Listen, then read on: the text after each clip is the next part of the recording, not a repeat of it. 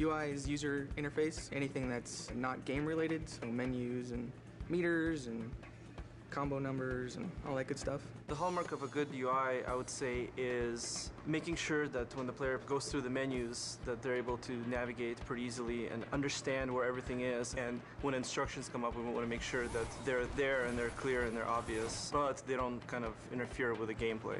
This is what we refer to as the shell. It's the kind of like the intro to the game. Currently it's our alpha version, so it's somewhat simple, but basically we have a skybox in the background. You can see the clouds animating. This is the real Kratos model. We're actually calling an animation to the character. So when you choose a new game, you get a sub-menu, and you can choose if you want to play an easy, normal, or hard. Very hard is locked out in the beginning. So you can see that when I choose a game, you'll see like the camera pan into Kratos' face, and then a video starts up. So all of that has to be hand-coded. So this is the basis of the Pandora's box, the menu system that we have in-game. So it's a full 3D model, and then I get that into the UI and do everything that needs to be done to make it work.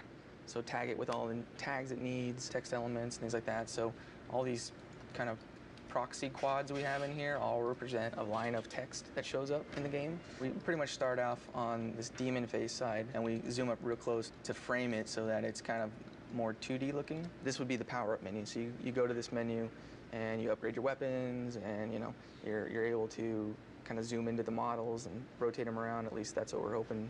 So we won't make it for alpha, but we're going to shoot for beta. You can swap between menus by hitting R1 and L1, and that rotates the camera around the box to another side, and then we frame another side of the box and put information for like the items menu. So this is the items menu. Top of the box is the status screen, so that's how many kills you have and all that good stuff. And then we push through into the box to get to the moves list. And then it goes in kind of like this cycle, so you can cycle through all of these menus in order.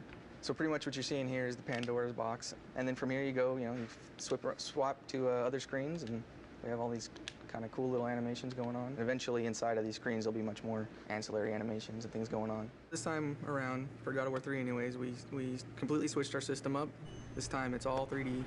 The same shaders that we put on game objects we use in the UI, so it opens up a whole new avenue of what we can do. It also opens up a whole new set of problems. So most definitely. Some of the problems we ran into creating the shell is using the character animation system that we have developed to animate the parts of the shell, specifically the menus. Surprisingly enough, it doesn't work that well.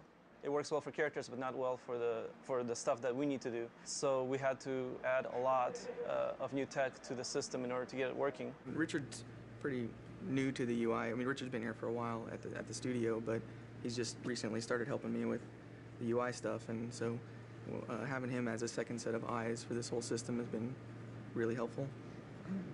And he's a really technical guy, so has a good rapport with coders, so he can get more done than I can sometimes. Yeah, it's funny because Corey will go down there and he'll ask them to do something, and they're like, no, and then... No, I'm just kidding.